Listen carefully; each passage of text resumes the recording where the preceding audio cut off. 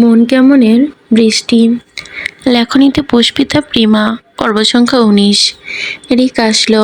বৃষ্টির ঝাপটানো সেই ভিজে গেছে। রিপকে ভাবে বসে থাকতে দেখে চমকালো। রিপের কাছাকাছি গিয়ে জানতে চাইলো, এই ঝড় বৃষ্টির মাঝে তুই এখানে বসে আছিস কেন? বিদ্যুৎ চমকাচ্ছে, দেখতে পাচ্ছিস না? রিপ রিককে দেখার সাথে সাথে দাঁড়িয়ে পড়লো, বলল, ইস্যুকে পেলাম না আমি। রিক ছাতা বন্ধ করে বলল, তুই বাসায় চলে যা, আমি দেখতেছি। রিপ খানিকটা উঁচু গলায় বলল, বাসায় গিয়ে কি করব? ইস্যু কোথায় সেটা তো জানতে পারলাম না এখনো। রিকের চোখে চোখ পড়তেই কণ্ঠ নরম হয়ে এলো রিপের। বলল, পাচ্ছি না তাই বলছি। ফোনটা বন্ধ ওর। রিক বুঝলো রিপের অবস্থা। বলল, ডক্টর আদি ফোন করে জানিয়েছে ঈশা হসপিটালে অ্যাডমিট। রিপ চমকালো, নিজের ফোনে হাতড়ে নিয়ে বলল, ও মাই গড, আদি ফোন দিয়েছিল আমাকে। রিক জবাব দিল না। রিপ বলল, কি হয়েছে ঈশ্বর, কিভাবে হয়েছে? মেয়েটা জ্বালিয়ে মারবে আমায়। রিক বলল, তুই বাসায় চলে যা, ভেজা গায়ে আর কতক্ষণ থাকবি, জ্বর বাঁধিয়ে বসবি। রিপ না করে বলল, জ্বর হোক, ইস্যুকে জ্বালাবো, শান্তি দেব না, আমাকে একটু শান্তি দেয় না। রিক নিঃশব্দে নিঃশ্বাস ছেড়ে হাসলো, বলল, তাহলে চল। ঈশার হাতে স্যালাইন, কপালে, ঠোঁটের পাশে, গলার পাশে ছোট ছোট ব্যান্ডেজ।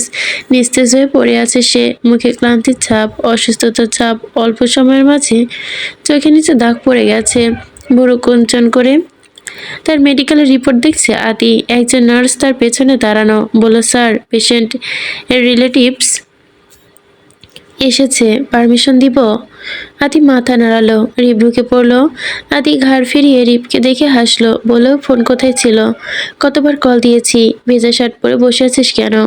রিপ উত্তর দেয় না, নিস্তেজ হয়ে পড়ে থাকা মেয়েটির দিকে তাকিয়ে থাকে। ধীর পায়ে হেঁটে গিয়ে তার দিকে ঈশার গায়ে ধাক্কা দেয়, বলে, এই ইস্যু, কি হয়েছে তোর? আমি তো তোকে সুস্থ দেখে গেছি, তুই আমাকে না বলে বাইরে বেরিয়েছিস কেন? এই ইস্যু, ওঠ। আদি হাতে থাকা রিপোর্টটা চোখে তুলে তাকায় রিপের দিকে, বলে, এখন ডাকিস না রিপ, ঘুমের ইঞ্জেকশন দেওয়া হয়েছে। রিপ আদির দিকে তাকিয়ে বলে, তুই ওকে কোথায় পেলি? হোপ ও এইভাবে কি হয়েছে, আঘাত পেয়েছে? এত আঘাত কিভাবে পেল? আদি ভেবাচাকা খেয়ে গেল, কি বলবে সে রিপকে। রিপের জোরাজোরিতে আদি মুখ খুলল, বললে, উনি মাথা ঘুরে পড়ে গিয়েছিল, পরিচয়ে আঘাত পেয়েছে, বাকিটা উনি চোখ খুললে জিজ্ঞেস করে নিস। এখন নিচে ফ্রেশ হয়ে নে, ড্রেস চেঞ্জ কর। রিপ সন্দেহ চোখে তাকায়, বলে, উঠুক। তারপর আদি বিরক্ত হয়, এত দরদ কিসের? মুখ ফুটে বলতে পারল না রিপ। রিপ বলল, ওকে আজ বাসায় নিয়ে যেতে পারবো না? আদি অবাক হয়ে বলল, তুই কি পাগল রিপ, ওনাকে এখন রিলিজ দেওয়া যাবে না, মিনিমাম 2 দিন তো লাগবে। রিপ না বলে উঠল, বললে, 2 দিন? ও কি খাবে, এভাবে ঘুমাবে নাকি শুধু? 2 দিন লাগবে না। কিছুক্ষণ পর চোখ খুললে কথা বললে, আমি ওকে নিয়ে যাবো। ওকে? আদি হাসে, বলল, নিয়ে যাস, আমি রাখবো, আমি রাখার কে?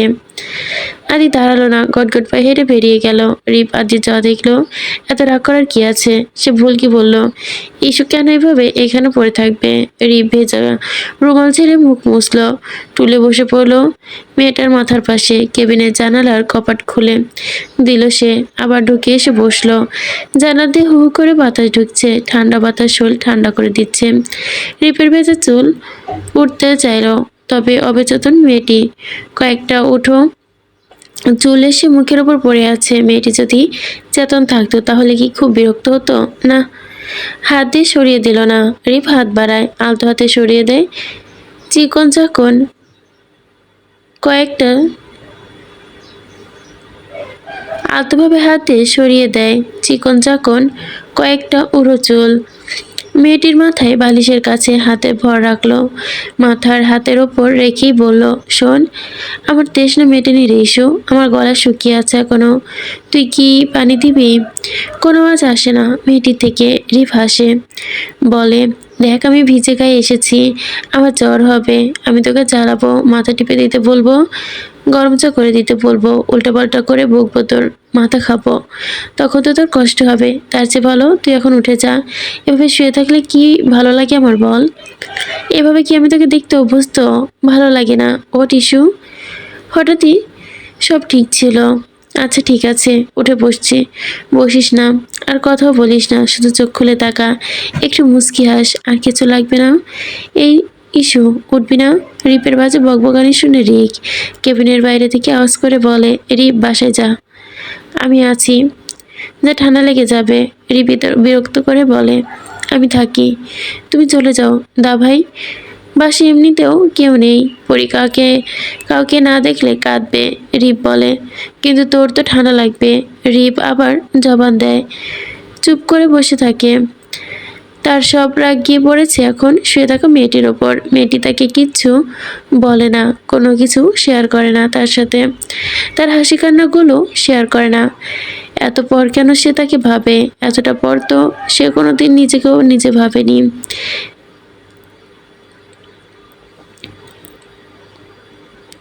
পা দিয়ে ঠেলে ঝড়ের বেগে ফেলে দেওয়া দেওয়াল দিয়ে মুখে হাত বেঁধে ফেলা, দম বন্ধ করে সব ঘটনা পুনরায় চোখের মধ্যে ভেসে আসতেই উদ্ভট শব্দ করে উঠল ঈশা। হাতে ক্যানোলা, পুরো শরীর তীব্র যন্ত্রণায় চোখ মুখ খিচে ফেলল। অনেকক্ষণ পর তার মুখ দিয়ে স্পষ্ট আওয়াজ বের হলো, মা। এই আশ্চর্যজনক এক নাম, শব্দের কোনো অর্থ নেই তার কাছে। মা নামক শব্দটি তার কাছে নিছক মাত্র শব্দ। তারপরও এই একটা মা থাকতে পারতো তার। তার এমন অসুস্থতার সময় শিওরে বসে একজন মায়ের মুখে দু চোখের দুফোঁটা জল পড়তেই পারতো। একজন মা তার ওপরওয়ালার কাছে তার মঙ্গল কামনা করতেই পারতো। চোখের ছেলে বেশি কপালের কাছে চুমু এঁটে দিতে ওটা পারতো, ডাকতে পারতো, আমার মা, তুই খুব তাড়াতাড়ি সুস্থ হয়ে যাবি, আমি আছি, তোর মা আছে। কিন্তু না, এমন কেন হলো না? এমন কেউ নেই ঈশার। কেউ তার জন্য দুফোঁটা চোখের জল ফেলে না, কেউ তাকে ভালোবাসে না, কেউ তার মাথা শিউরে বসে রাত জাগে না, কেউ তাকে মা বলে ডাকে না। নিজেকে মা তো নিজের মতো কবেই ছেড়ে চলে গেছে, এমনকি নিজের সন্তানও তাকে মা ডাকে না। তার তো মা ডাক শুনতে ইচ্ছে হয়, মা বললে কেউ একবার ডাকছে ইচ্ছে হয়। এই ছোট্ট মা ডাকে যদি একবার ভালোবেসে বলে মা ডাকতে পারতো, মা না থাকার কষ্টটা একটু হলেও লাঘব হতো। কিন্তু সে আজও থাকেনি, কিন্তু সেও আজ তাকে মা ডাকে না। অন্য কাউকে মা ডাকে, অন্য কারো বুকে ঘুমায়, অন্য কারো কোলে ঘুমায়, অন্য কারো হাতে খায়। আরও তো একটিবারও ছোট মাটাকে জড়িয়ে ধরে ঘুমাতে ইচ্ছে করে, একটিবার জড়িয়ে ধরে শক্ত করে বুকের মাঝে আটকে রাখতে ইচ্ছে করে, তাকে ঘুম পাড়ানির গান শুনে ঘুম পাড়াতে ইচ্ছে করে। সে তো তার মেয়ে। আজ তার খুব করে মনে হচ্ছে আবেগের বশে নেওয়া একটি ভুল সিদ্ধান্ত তার জীবনকে দুর্বিষহ করে ফেলেছে। ডক্টর কোনোদিন তার জন্য শুভাকাঙ্ক্ষী ছিল না, ডক্টর ভালোবাসাটাই ছিল তার জীবনের সবচেয়ে বড় একটি ভুল, যে ভুলের মাসুল তাকে এই মুহূর্তে দিতে হচ্ছে। চোখের কোণে বেয়ে জড়িয়ে পড়া নোনা জল ঈশাকে পিটপিট করে তাকাতে দেখেই কলিজা ঠান্ডা হয় রিপের। দৌড়ে আসে ঈশার দিকে। ঈশা তখন মৃদু মন্দ হাসছে, চোখের পানি মুছে বিলম্ব করে তা ফেলে দিয়ে বলল, রিপের মেজাজ যেন খারাপ হয়ে গেছে। বলল, আমার কথা না শুনলে, আমার কথার বিপরীত কোনো কাজ করলে তুই কষ্ট পাবি, তাই কোনো সিদ্ধান্ত নেওয়ার জন্য আগে আমার কথা ভাববি, না হলে খুব কষ্ট পাবি। ঈশা হাসে, বলে, এখন কয়টা বাজে? রিপ ঘড়ি দেখে বলে, ভোর 5টা।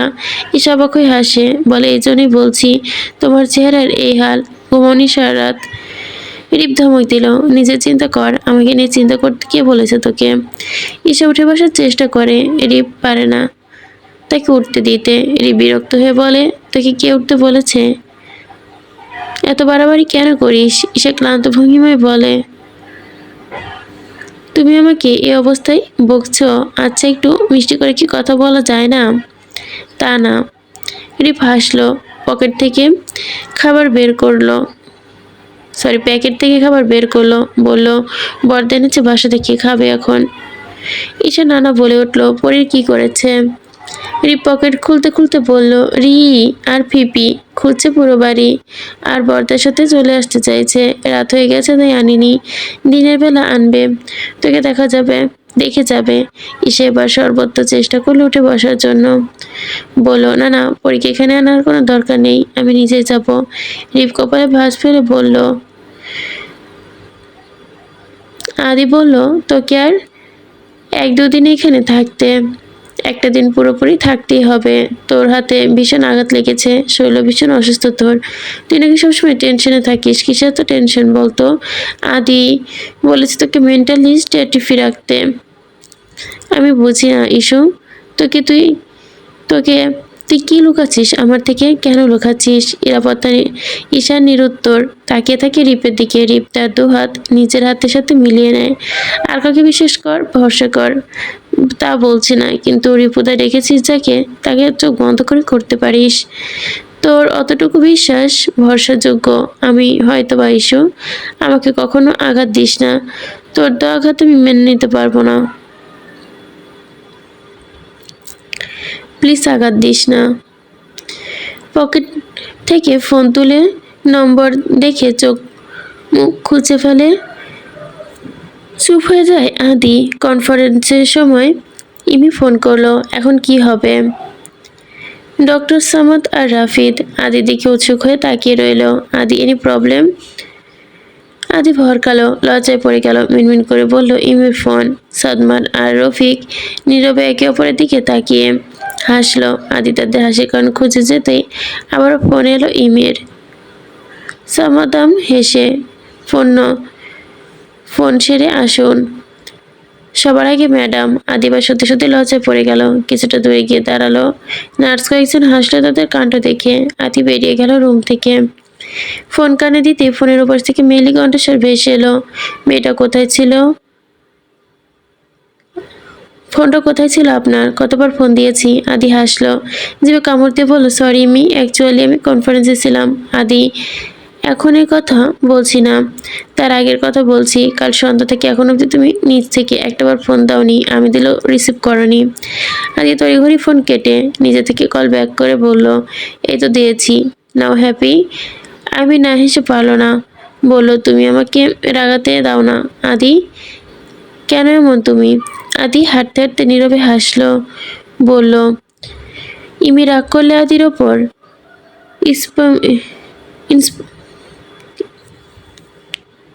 ইন্সপিবল, এখানে হয়তো বা ইনপসিবল হইতো, বাংলায় লিখছে, এটা হচ্ছে ইন্সপিবল দেখা যাচ্ছে।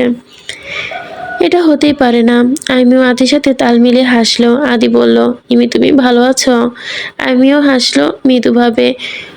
অদ্ভুত প্রশান্তি ভর নিয়ে বলল, মন প্রাণ মৃদু আওয়াজ করে বলল, এখন ভালো আছি। তুমি ভালো আছো? কত সহজেই প্রশ্নটা করে দিল। কত ছোট্ট একটা প্রশ্ন, কিন্তু সে প্রশ্নের উত্তর দিতে গিয়ে আদির কণ্ঠ যেন কেঁপে গেল। বলল, আমি ভালো ছিলাম ইমি। দু হাতের মধ্যে দুইটা ভ্যালোডিয়া চকলেট, ছোট্ট মেয়েটির পরনে ফ্রক, ডাকো ডাকো চোখ দুটো দিয়ে দেখছে হসপিটালের সব মানুষ। কোথায় আসলো সে? এরা সবাই কারা? পাপা কোথায় নিয়ে যাচ্ছে তাকে? মামা কোথায়? রি কোথায়? পিপি কোথায়? ছোট মেয়েটির ভয় হলো, রাগ হলো। রিকের মাথায় চকলেট দিয়ে বাড়ি দিয়ে ঠোঁট টেনে বলল, পাপা মিনি। রিক হাসলো, বলল, এখন আমার পিপি কাছে যাবে তুমি? পরি আরো রাগ করলো। পাপা হাসলো কেন? সে চোখ টলমল করে নিয়ে বসলো। রিকের কোলে টু শব্দটিও করলো না। আর কিছুক্ষণ পর সূর্য হেলে পড়বে নিশ্চিত পশ্চিমে। সন্ধ্যা ঘনিয়ে আসছে। ঈশার চোখ বুঝলো কিছুক্ষণ আগে।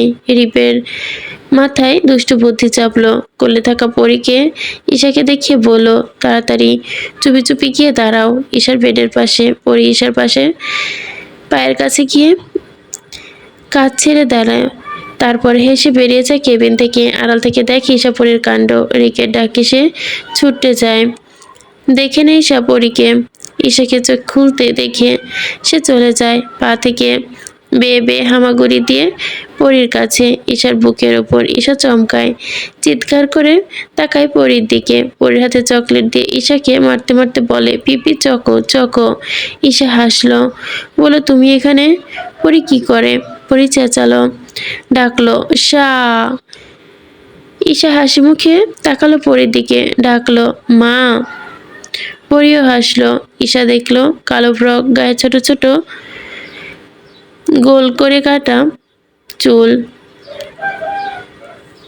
গোলাটে ডাগর ডাগর চোখ, অসম্ভব সুন্দর আদুরে পরী। পরী ডাকলো, মা। এই ডাকটি পরি নিজের অজান্তে ডাকে, কিন্তু ঈশা নিজের মাঝে মায়ের অস্তিত্ব খুঁজে পায় এই ডাকটার মাঝে। সে ডাকে, মা, আমার পরি মা, অদিশা। পরি খিলখিল করে হাসে। ঈশার পরনে সাদা ঢিলেঢালা কামিজটা টানতে টানতে ওঠার জন্য বলে বলে মা, মিন্নি মিন্নি। ঈশা পরীকে সাথে নিয়ে টেনে বলে মিন্নি। পরি রাগ করে, ঈশার গালে কামড় বসানোর সুযোগ খোঁজে। ঈশা সুযোগ দেয় না, এদিক ওদিক নড়াতে থাকে, যার কারণে পরির আরো রাগ হয়। সে দাঁত দিয়ে গর্জে ওঠে, ই। ঈশা হাসলো। পরি ঈশার গালে কামড় দেওয়ার সুযোগ খুঁজতে খুঁজতে ঈশার গালে গাল লাগিয়ে আওয়াজ করতে করতে বলল, আম্মা আম্মা। মেয়ের রাগ হাসি আর মায়ের সুখের হাসি ক্রমাগত বাড়তে লাগলো, যা কেবিনের বাইরে দাঁড়িয়ে থাকা মানুষটির প্রাণে এবং কানে যেন আঘাত হানছিল। কেবিনের পর্দা সরায় আদি, গলা উঁচিয়ে দেখে চোখে পড়ে যায় সেই সুন্দর দৃশ্য। ছোট্ট মেয়েটি যেন প্রতিযোগিতায় নেমেছে মায়ের মুখে কামড় বসানোর, কিন্তু পারছে না। ঈশা খিলখিল করে হেসে উঠল। পরি লুজার। পরি কিছুক্ষণ তাকিয়ে থাকে, তারপর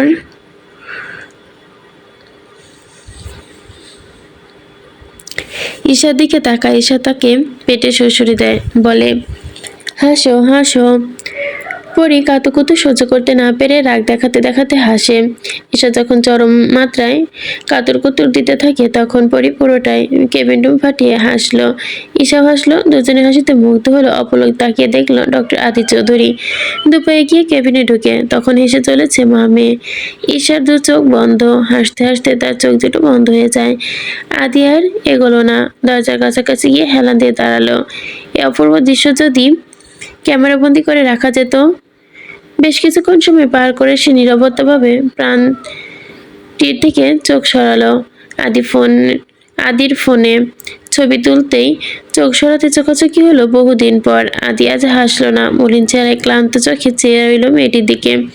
ঈশা হাসি হাসি মুখটা থমথমে বিষণ্ণতায় ছড়িয়ে গেল। পরীকে শক্ত করে ধরে ফেললো। পরি ফিরে তাকায় আদির দিকে। আদি আঙ্গুল দেখে ঈশাকে বলল, আম্মা। এই তো। ঈশা হাতে ব্যথা অনুভব করে, তারপরও পরীকে তার পাশে শুয়ে জড়িয়ে ধরে উল্টো দিকে মুখ করে নেয়। আদি হতভম্ব ঈশার এমন কাজে। পরি ঈশার বুকে মুখ গুজে আবারও মুখ তুলে তাকায় আদির দিকে। হাতে চকলেটগুলো আদিকে দেখিয়ে বলে, এই তো। আদি পরীকে চকলেট দেখে অন্যরকম ভাবে হাসলো, এগিয়ে গেল নিঃশব্দে। ঈশার উপর থেকে হাত বাড়িয়ে পরীকে নিতেই পরি চকলেট শক্ত করে ধরে নিল। না না না। আদি হেসে দিল, বলল, এখন তো দিচ্ছ না, দাও দাও। পরি মাথা নাড়ালো, ঠোঁটে ঠোঁট টানলো, আম্মা। ঈশা পরীকে শুয়ে দিল, ফিসফিস করে বলল, চুপচাপ শুয়ে থাকো, পিপি মারবো খুব। ঈশা চটপট করে উঠল। ঈশার মুখে ঠাস ঠাস করে পরি ছটফট করে উঠল। ঈশার মুখে ঠাস ঠাস করে কয়েকটা থাপ্পড় মারতে গেল। হাতের মুঠি কপালে চুল সরালো। তো। আদি এবার চকলেটটা টেনে নিল না। পরি তাতে রাগ হলো। হাতে ছোট ছোট আঙ্গুল দিয়ে কুটকুট করতে লাগলো। ঈশা আটকালো না। যখন বিষয়টা বোধগম্য হলো, আদি হাত ধরলো পরির, বলল, না এখন না, ব্যথা পাবে। ঈশা আচমকায় আদির কথা হেসে উঠলো, অন্যদিকে মুখ করে রাখলো। এটা কোনো সমস্যা? এই সামান্য ব্যথা কোনো ব্যাপার না। ঈশার চমকা আদির কথায় হেসে দিল, অন্যদিকে মুখ করে রাখলো। এটা তো সামান্য ব্যথা। পরি কেন আটকালো আদি? পরির রাগ হলো ভীষণ, দুজনের ওপরই। সে ধীরে গাল ফুলিয়ে শুরু করে দিল, নাক ফুলানো, ঠোঁট ফুলানো, ঠোঁটে এমনভাবে টানছে যেন ঈশা। আদি দুজনেই অবাক হয়ে তাকিয়ে রইল। ঠোঁট টানতে টানতে ঠোঁট উল্টে গেল।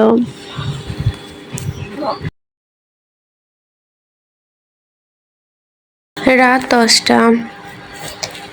ড্রয়িং রুমে খোলাখুলি মদের বোতল হাতে আফি, রায়না রোহানের ঘরে পড়াচ্ছে। আফি একের পর এক মদের বোতল শেষ করছে। বাসায় আজিজ চৌধুরী, আলিয়া চৌধুরী নেই। ঘড়ির কাঁটা 10:30 ছুঁই ছুঁই। দরজা পেরিয়ে ড্রয়িং রুমে হাসতে হাসতে পরে আসে আইমি, আজিজ চৌধুরী, আলিয়া চৌধুরী। হাতে ব্যাগপত্র। শপিং মল থেকে আসছে। আইমি আফিকে দেখে বলল, আন্টি, আফি ভাইয়ার কারণে আমার এখানে আসতে ইচ্ছে করে না, আমি চলে যাব। ড্রাইভারকে বলে দিন। আজিজ চৌধুরী বললেন, আদি এখনো ফেরেনি। আফি তাদের কথা শুনে হো করে হেসে উঠলো। হাসতে হাসতে সোফায় গা এলিয়ে দিল। বসে থাকা আদিকে দেখিয়ে দেয়। আদি চোখ বন্ধ করে বসে আছে। আমি ছুটে যাই তার কাছে, বলে, তুমি এখানে? আদি খুব কষ্টে চোখ খুললো। আমি ভরকে গেল। আদি, তুমিও? কেন আদি? আলিয়ার আজিজ চৌধুরীর আগে তাকায় আফির দিকে।